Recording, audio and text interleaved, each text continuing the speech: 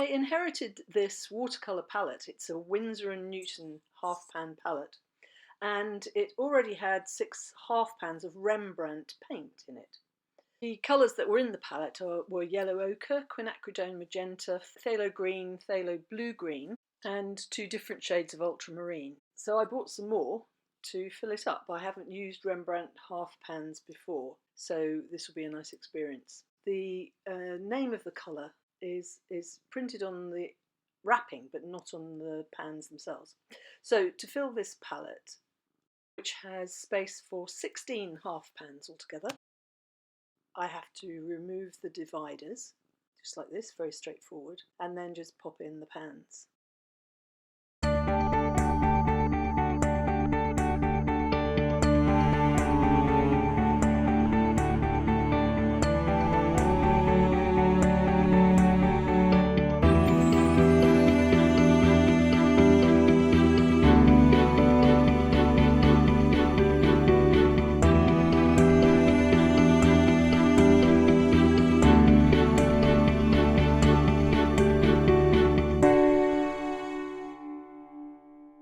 So now I have a palette of 16 colours. Some of them I chose and some of them I inherited.